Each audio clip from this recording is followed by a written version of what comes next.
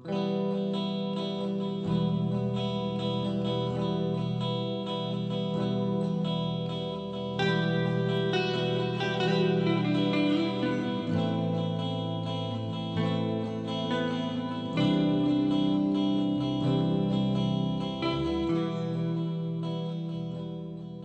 and welcome to Undisclosed. My name is Rabia Chaudhry. I'm an attorney and author, and I'm here with my colleague, Colin Miller.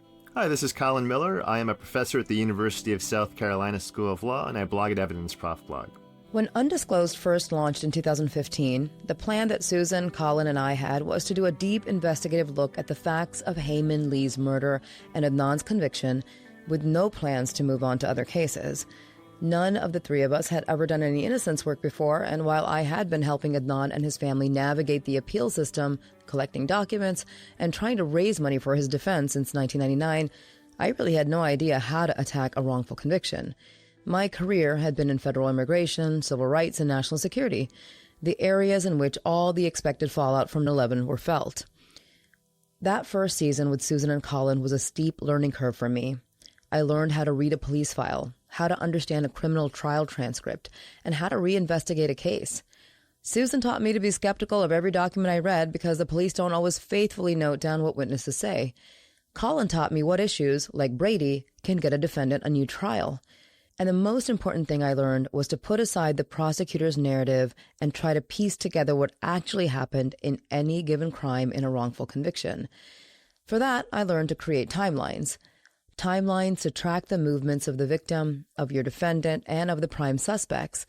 It's not an easy task decades after the fact, and when the original investigators dropped the ball, on purpose or because of sheer incompetence, the list is long and hearty in this case of all the times the investigators dropped the ball or purposefully avoided collecting evidence they thought would hurt their case. You can clearly see this incompetence when you examine how poorly they investigated the suspects they should have. Alonzo Sellers, who found Hae's body. The only state's witness, Jay Wiles, who not only changed his story a dozen times, but demonstrated over and over again that his narrative was impossibly wrong. And Donald Kleindienst, Hae's new boyfriend. The boyfriend that Hae told one of her classmates that she was going to see after school, and the same classmate that a police note says Dawn assaulted. That boyfriend who apparently never tried to contact Hae again after he was told that she had simply disappeared. That boyfriend was very quickly dismissed after he told the police he was at work on January 13th, 1999, and after they checked with his manager who said that yes, he was indeed at work. Now, this claim that Dawn was at work during the time that Hae Min Lee disappeared has long been in contention. To refresh your recollection, Hae's family filed a missing persons report with the Baltimore County Police at around 6 p.m. on January 13, 1999. This was just hours after she was last seen at Woodlawn High School. But the family was worried because she had failed to pick up her young cousin from school and had failed to show up at work at LensCrafters in Owings Mills, Maryland. The responding officer, Officer Scott Adcock, who took the missing persons report, called the Owings Mills store to see if she was there, then tried to reach out to her new boyfriend, Don.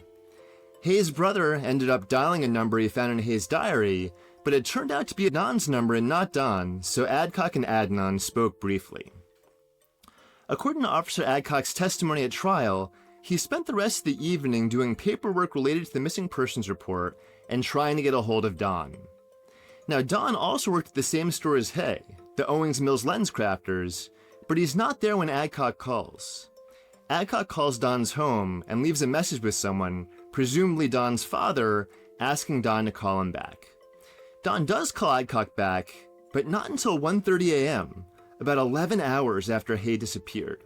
So the question has always been, where was Don all that time? The totality of what Don told Adcock during this 1:30 a.m. call was that he didn't know where Hae was, and he had last spoken to Hae on January 12th, the night before she disappeared. Adcock doesn't ask Don where he was all day on the 13th, and Don doesn't tell him. Don also doesn't remember at that time that he and Hae had any plans to meet. Then, the next day, on January 14th, another Baltimore County officer calls and speaks to Don. The total sum of the exchange with Don is this line in a police report. Quote, "The victim's boyfriend, Don, advised he has not seen the victim since 1/12/99.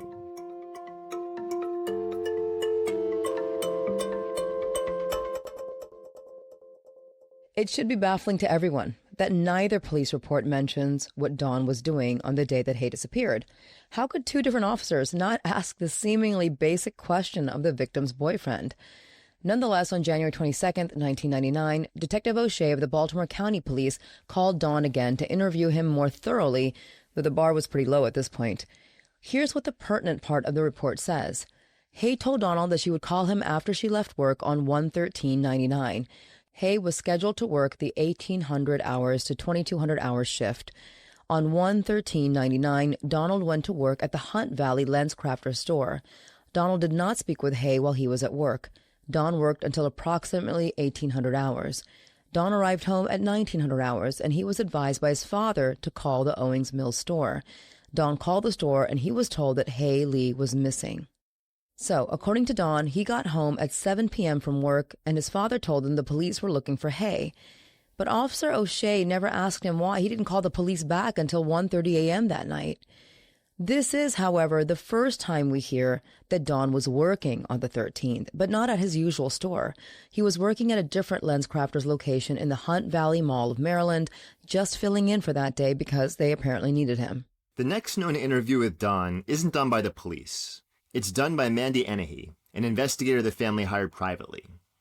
Though the date of this interview isn't noted, we do know it's sometime during the last week of January. Her notes read, quote, Don, co-worker and new boyfriend, contacted both by police and by consultant. Don appeared mature, articulate, but not overly concerned. Although helpful and polite, he did not sound in any way emotionally concerned with Hay Lee's disappearance. He felt she had gone to California to be with her father, but he did state that he hoped she would contact him. Detective O'Shea follows up to verify if Don was indeed working that day, but strangely enough, he apparently doesn't call the Hunt Valley store. Rather, he calls the Owings Mills store, where Don and Hay both work, and speaks to Kathy Michelle, the manager at the store. Here's what the report of the visit says.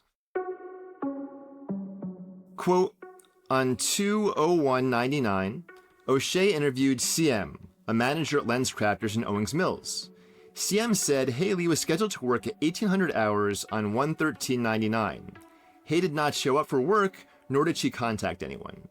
CM said Don was working at the Hunt Valley LensCrafters on 1/13/99. CM said Don arrived for work at 09:02 hours. He took a lunch break from 13:10 to 13:42 hours. He left work at 1800. In other words, the manager confirmed that Don worked on January 13th from 9:02 a.m. to 6 p.m. and took a lunch break from 1:10 to 1:42 p.m. Then, a few days later, on February 4th, 1999, the detective actually visited Don at the Owings Mills store, and the result is a single line in a report that states that Don is given the same information as he did before. After this point, Don was simply eliminated as a suspect in Hay's disappearance. Remember, Hay's body has not yet been found. But after it is found on February 9th, 1999, and the case turns into a homicide investigation, Don is still never looked at again. In fact, Don is never again contacted by the police after Hay's body is found. His fingerprints, hair, and DNA were never collected to compare to the forensics. The police don't ask for his time cards from work, talk to anyone he may have worked with, and they fail to realize that the manager who vouched for him at the Owings Mills store was his mother's girlfriend. They also fail to learn that the manager at the Hunt Valley store, where he says he was filling in on January 13th, was his actual mother, Anita Baird. The entire investigation going forward ends up focusing on Adnan, and the police never take another look at Don. In fact, in March of 1999, after Adnan was arrested, a defense investigator by the name of Andrew Davis spoke to a police source and then wrote this note in his report. Quote, Davis was able to speak to a police official who was involved in this investigation. Davis was advised by the subject that all alibis provided by Don, Hay's current boyfriend, were confirmed, and that he had been completely ruled out as a possible suspect. P.D. Davis was also assured that the police had an airtight case against Adnan Syed in this case. The police official was confident that they had, in fact, arrested the correct person. September of 1999 is the first time anyone asks for Don's actual work records. Adnan's attorney, Christina Gutierrez, subpoenaed them in preparation for trial. Long story short, the time card that was produced that showed that Don worked at Hunt Valley on the day Hay disappeared has actually raised more questions than answers.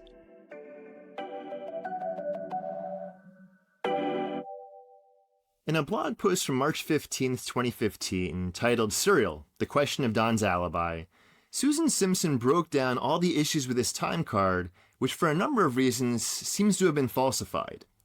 We went over these issues in season 1 of this podcast as well, but in brief, these are the major glaring problems we saw with the timesheet. 1. Don's employee number is different at both stores, which it shouldn't be. 2. Employee numbers are assigned sequentially to hires, and Don's employee number at the Hunt Valley store indicates he was hired before his mother and general manager Anita Baird, which was unlikely. 3. The shift that he apparently covered for doesn't actually exist at that store. And 4. The hours in the time card don't add up. Then, there is work disciplinary records from 1999, which indicate that the other employees have trust issues with Don, that he has integrity issues, that he doesn't communicate well and blames others for his mistakes, and that he, quote, needed to understand the possible consequences of falsifying company documents. The question whether the Hunt Valley time card was falsified has been examined at length in various media, including by investigator and podcaster Bob Ruff in his Truth and Justice podcasts, and by the team that produced the HBO documentary, The Case Against Adnan Syed. The conclusions reached by each of these investigations were different. Bob Ruff, who interviewed 16 former LensCrafters employees and delved into how the computerized system works, concluded the timesheet is not reliable and likely falsified. The documentary team, though, hired investigators who came to the conclusion the difference in employee numbers was not suspect and that the computerized system could not be manipulated manually to falsify timesheets without leaving a trace, although the hours in the time card not adding up seems to be such a trace. While it's up in the air whether the different employee numbers are a red flag or not, there is almost no way the Hunt Valley time card is completely reliable, according to Susan Simpson. Here's how she put it in an email. Quote, the LensCrafters employees that QRI, the documentary investigation team, spoke to were never actually asked about the Hunt Valley time card discrepancy. But this time card discrepancy is proof that either some manual alteration of Don's time card was in fact possible or that their system is unreliable when it comes to calculating employee time. Something is unquestionably wrong here. The timekeeping system could be manipulated somehow. Until that discrepancy is explained, I do not believe the reliability of the time cards can or should be assumed, especially since there does not appear to be any legitimate reason for Don's hours at Hunt Valley to have been manually adjusted. Now, this blurb is from a much longer email that Susan sent to Amy Berg, the director of the documentary, when they were investigating the issue. And of course, as part of the investigation, Amy's team contacted a number of LensCrafters' former employees, including all the employees that worked at the Hunt Valley store in January of 1999. One of those employees was a woman by the name of Deborah Renner, who in turn reached out to me after the documentary team had shown her the time cards and other case documents, and it jogged a memory for her. Susan interviewed Deborah, but we decided to backburner her statements just in case Adnan had to go back to trial. Well, he won't ever be going back to trial, so now we don't have to sit on this anymore. This episode is the first time the world gets to hear from Deborah. My name is Deborah Renner, and I worked for LensCrafters from 1995 until 2000. Deborah's employment with LensCrafters overlapped with both Don's employment and his mother Anita's employment at the Hunt Valley store. Somewhere in that 5 years, Anita started managing LensCrafters at Hunt Valley Mall. I was a manager in training, and her son worked in the lab making the glasses. He didn't come immediately when she started. He started later. He was there for a while until LensCrafters made a new rule that employees could not work with family members in the same store. His mother had a girlfriend named Kathy Michaels, who was also a co-manager at Hunt Valley. And so that was the first person to get transferred out was her girlfriend, Kathy. I think she went to the Towson location. And then her son worked in the lab and he got transferred to Owings Mills. Given the comments by co-workers about Don's disciplinary records, it's not surprising that this is how Debbie felt about him. I tried to avoid Don because he gave me the creeps. Very, very dark personality. The way he would look at you, very creepy. And he was a lot younger than I am, but I got a bad vibe. Dawn creeping others out is not the reason Deborah reached out to me. Rather, she reached out because after she met with the documentary producers, she had a recollection that left her feeling uncomfortable about her role in the case. Well, I first found out about this case. It was hidden from me. Back then, I wasn't a news watcher. It was very hush hush in LensCrafters because I knew nothing about it until a producer for the HBO documentary series contacted me in I want to say 2016 or 2016, and met this producer at the Starbucks in Cockeysville. She brought the time cards with her, which blew my mind looking at this stuff like, wow. She brought an affidavit, she brought a summons for me that I never received for the trial. This was all new to me. And I really racked my brains about that time period because it had been so long ago. And that's when different memories came up. I was just starting to get some memories back about a particular incident that happened that really bothered me because I felt like my manager, Anita, had used me to help her create her son back into the computer in the Hunt Valley location the same day the police came.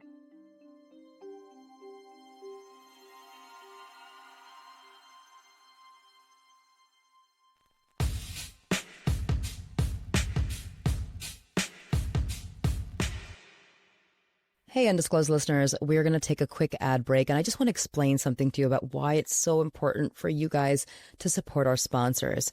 You might not know this, but all these years, all the work we have done for all of the defendants whose cases we reinvestigate and cover has been pro bono. We don't charge them or their families or their lawyers a dime. And the only way we can afford to do this, which this is work that would ordinarily cost a defendant hundreds of thousands of dollars, the only way we can afford to do this is because of our sponsors. So we are so grateful to our sponsors, and we are grateful to all of you. If you want to know what you can do to help support our work, support our sponsors. Thank you so much.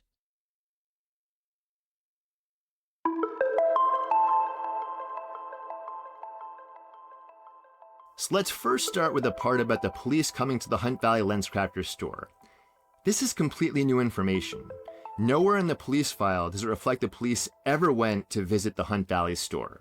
Now remember, investigators did most of their questioning about Don's day over the phone and visited him once, but that was at the Owings Mills store. If Deborah is right about this visit, it means no police report was made about it. And you have to wonder why. Is Deborah right about this visit? It seems her memory of the visit is accompanied by some very strong emotions she attached to it. And I had no idea why the police came. And I remember I had my feelings hurt because I was, in early management. And they went back into the manager's office. Anita and Charles Kerbine, who was the lab manager, that was Don's boss when he was at that location. And I wanted to go with them to see what was going on, maybe being nosy. And they said that I couldn't come back. And I guess I got my little girl feelings hurt, felt like they were, I wanted to know what was going on. Deborah remembers that Anita, Don's mother, and Charles Kerbine, the lab manager, spent nearly an hour with the police before emerging from the meeting. But the police didn't speak to Deborah, and she was never told what the meeting was about. She wasn't even aware that a LensCrafter employee was missing and was later discovered murdered. It wasn't until 17 years later, when she met the documentary producers, that she realized what had happened that day. But it was what happened before the police arrived that was really bothering her. And I remember that earlier that day that Anita and Charles Kerbine were on the computer, which was at our front counter. And they were trying to do something on the computer, and they looked really frustrated. And I walked over to them and they said they were trying to get Dawn into our system because once an employee left and got into another store's location, it was hard to re-enter them into another location. Right. And I think they end up having a different employee number too at that point. Yes. When they went to the other location, they had a different employee number. So they were trying to get Dawn back into the computer. And like I said, I'm not great on computers, but I said, let me try. And I don't know what I did, whether I did it without a middle initial or something, but I was able to get him in and they were like ecstatic that I got him in. Because they were unable to do it. And I was kind of like, I was like a little full of myself because like I said, I wasn't too great on computers. I'm like, haha, I got it. I got him in. And when that memory came back to me, it bothered me so bad because I thought to myself about the way they were acting when all that happened. I felt like his mom was giving Don an alibi. So let's break down what Deborah remembers here. First, she seems to remember that when employees change stores, they get a new employee number. That seems to put the question of why Don had different numbers to rest. Although it does make us wonder what employee number Don had before he was transferred from Hunt Valley to Owings Mills. Was there yet a third number?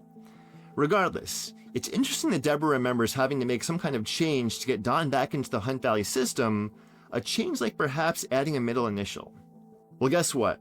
That is indeed another one of the differences between the two time cards from the different locations. The time card from Hunt Valley that shows Don worked there on January 13th, 1999, meaning the only one that may have been falsified by Anita, has an additional middle initial that Don's Owings Mills time card does not. We asked Deborah why Anita and Charles told her they were trying to add Don back into the system, and she was told they may be calling him back to work that location again once in a while. Did you though? But let me ask you this. Do you remember whether or not, after Don left because of the policy change, if he ever came back to work at that store? No. And I know he didn't because, like I said, this guy gave me the creeps and I was happy he was gone and I never had to see him again because there's not too many people give me the creeps. This guy gave me the creeps and life was a lot better without him there. Both Charles and Deborah, by the way, were on schedule and worked all day on January 13th, 1999, the only day that really matters in this case at all. And if Deborah Renner is right, and Don never returned to Hunt Valley after being transferred to Owings Mills, it can only mean that Don's January 13th timesheet was falsified. Right, and if he came in on the 13th, according to my records, it says I was there, and he wasn't there when I was there. You were there on the 13th? I was there that day. All right, well. So he never came while I was there. When the producers met with Deborah, she was also shocked to learn that she had been subpoenaed for Adnan's trial, because the subpoena never actually reached her. She wondered if it had been served at LensCrafters and intercepted by someone, so she never got it. She also wonders about why this happened. What happened was, right after this all happened with the police coming, all of a sudden, I got transferred to the Annapolis location. And I was not happy because I live in Cockeysville, and that is a hike. I was happy. It was a promotion. As far as you, like, who would have had that power to do that? Oops, Anita. All these decades later, there's no real way to corroborate Deborah's statements. The lab manager who says was there when the police came, Charles Kerbeam, passed away before we heard from Deborah Renner, and of course Anita Baird will not divulge if any of this came to pass. How could this case have gone if the police or defense investigators had actually spoken to Deborah or others that Don should have worked with on January 13th? Or if Deborah had gotten the subpoena and actually testified at trial? The bottom line is what an absolute abject failure this investigation into this case was, both when it was a missing persons case and then when it became a homicide case. And that stands true from both the police and defense sides.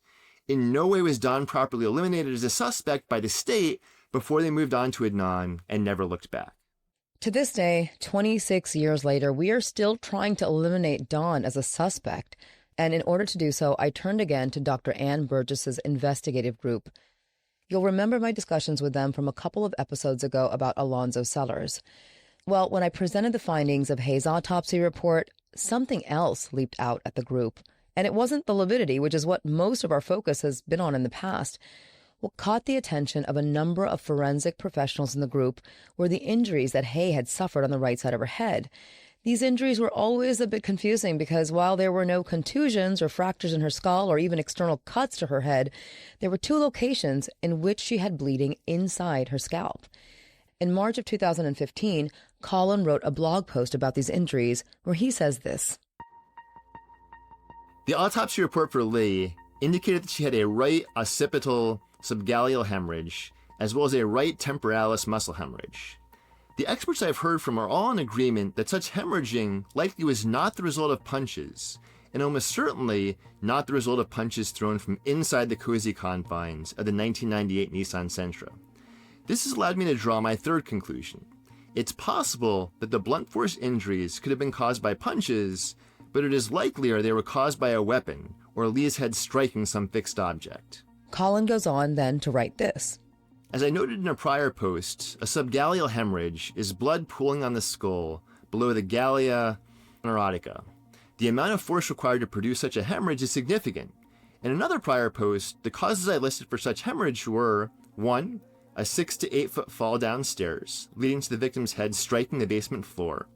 2. A victim falling into a pond and striking her head on some object in the pond. 3. Car accidents. 4. A victim falling 12 feet while pole vaulting. And 5. A victim falling 6 feet into an empty pool.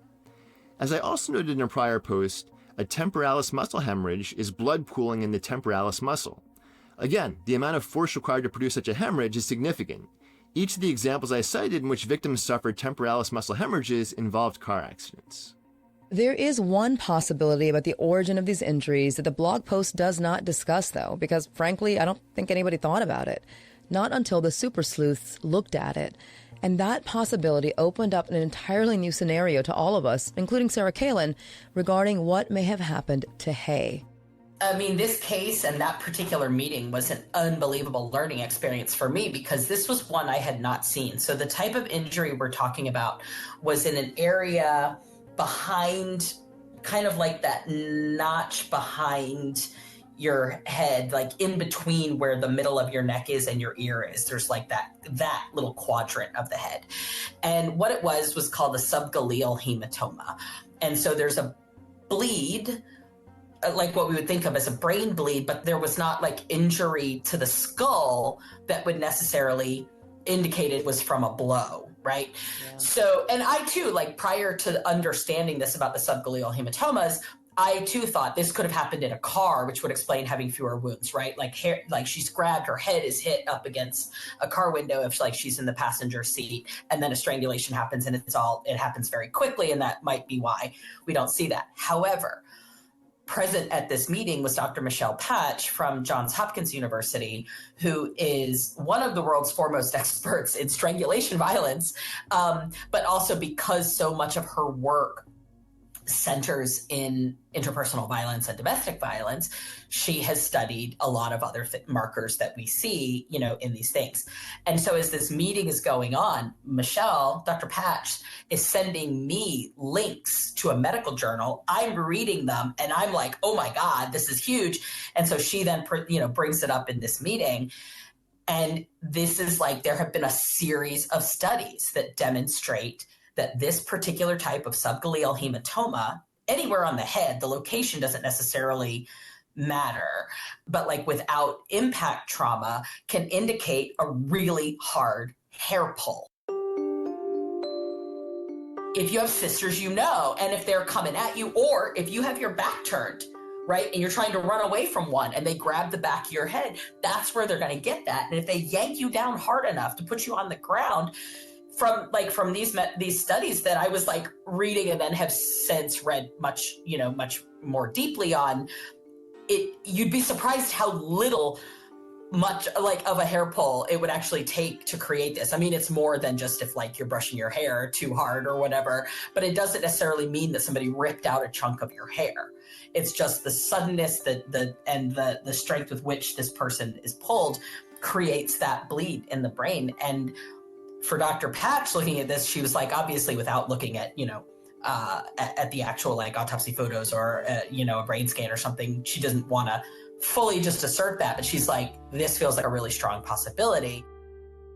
If these injuries were caused by violent hair pulling, well, according to the group of experts on the call, hair pulling is more commonly associated with assaults by women, particularly in interpersonal conflicts.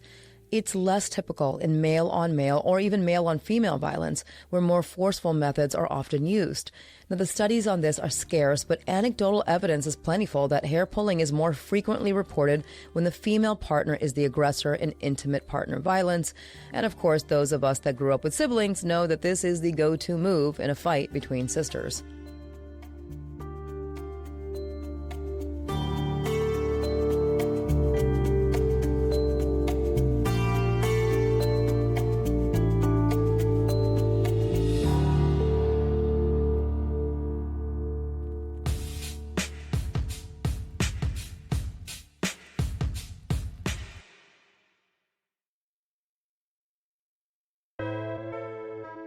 The possibility of a female perpetrator being involved in Hayes' murder is not new to us. Ever since an unidentified female DNA was found on some of the evidence in this case, we have wondered about the possibility of a woman being involved. You may recall that back in 2018, the Maryland Attorney General tested a list of items collected from the crime scene in Hayes' person. Among these items, unknown female DNA was identified on 2 pieces of evidence. I wrote about this in 2019 in a blog post, and here's what I noted. First, swabs from item 12, the shorter wire, yielded a single source, female DNA profile. That profile is that of an unknown female number 1. Given that they were able to conclude that Hae-Min Lee was the source for other DNA profiles and other evidence, it seems safe to conclude that this other female was not Hae-Min Lee. Additionally, the DNA testing report stated that the left fingernail clipping yielded one indeterminate minor allele from a female source that was not Hae-Min Lee.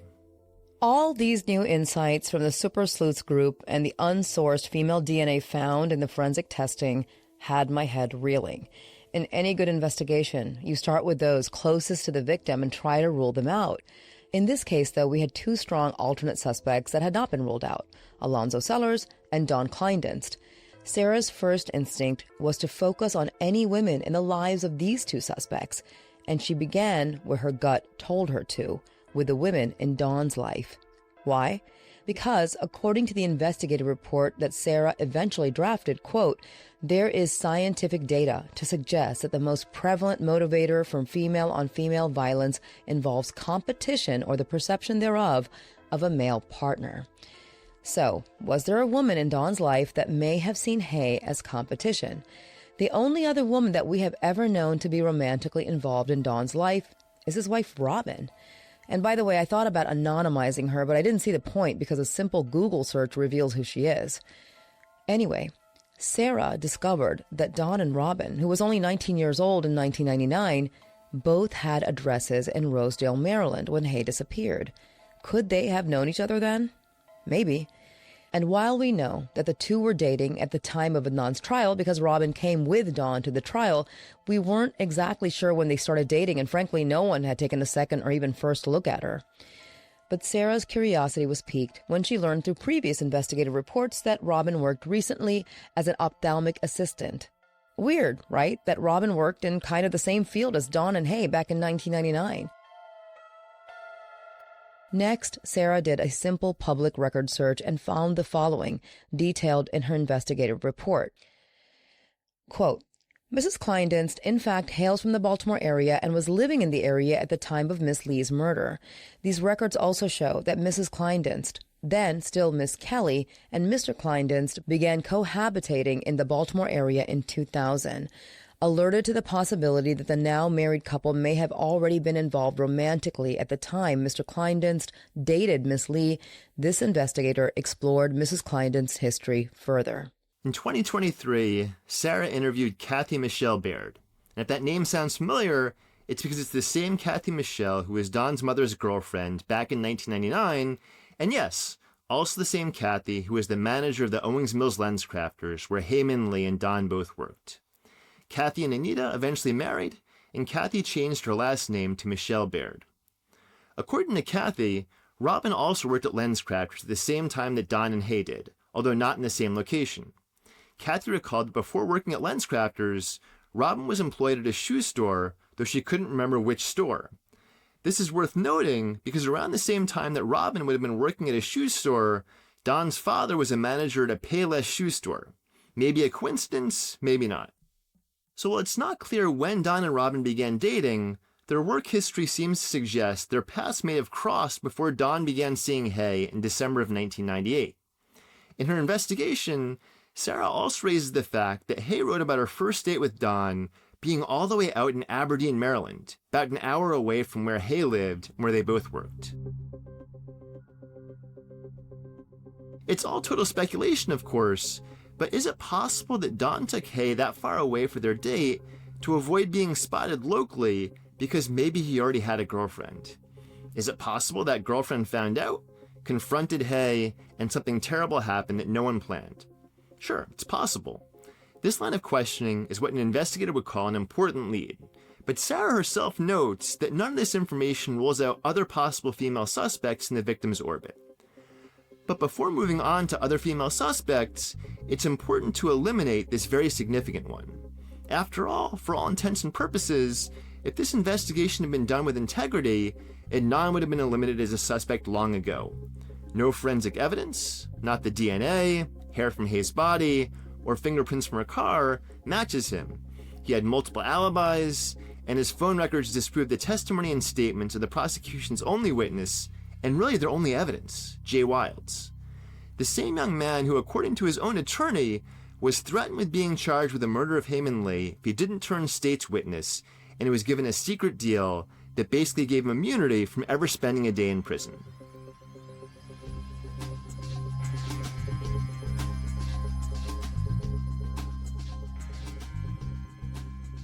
Anyway, since the authorities failed to eliminate anyone else as suspects, Sarah tried to do just that.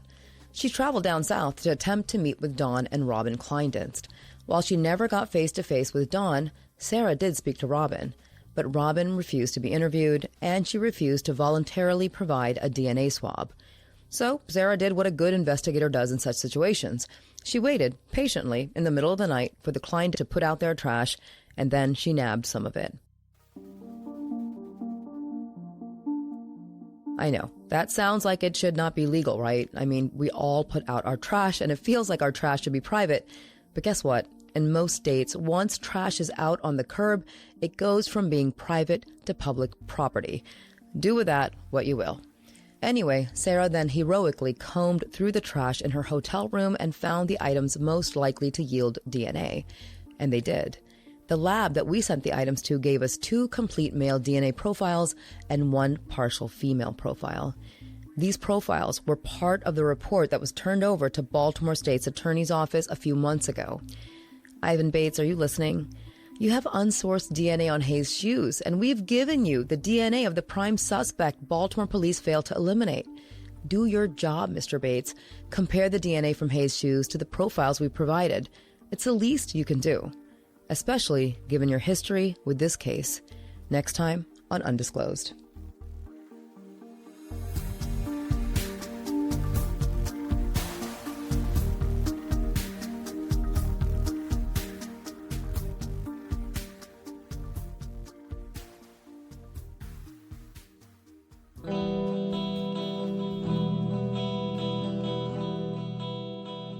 Hey guys, it's Mithil, executive producer of Undisclosed Toward Justice. Want to give a quick shout out to Hannah McCarthy for audio production and Animal Weapon for our theme music. This time around, we're doing something different. You can leave us questions, comments, thoughts, and suggestions in a voice note, and we might even play it on air. Just go to speakpipe.com/undisclosed and start recording. For those of you that want to engage on social media, you can follow, share, and like us on all the different platforms. We're on Instagram and Facebook, Undisclosed. For folks on X, we're still Undisclosed. Also, please go to subscribe to our new YouTube channel, Undisclosed, so you don't miss out on any content there. Whether you're a new or returning listener, you can check out our previous cases and bonus episodes by going to our revamped website at undisclosedpod.com. If you want to follow Colin and Rabia on social media as well, you can find Rabia at Squared on Instagram, and Colin is at Evidence on Instagram and Blue Sky. Thanks for your continued support for us and for our sponsors. Until next time.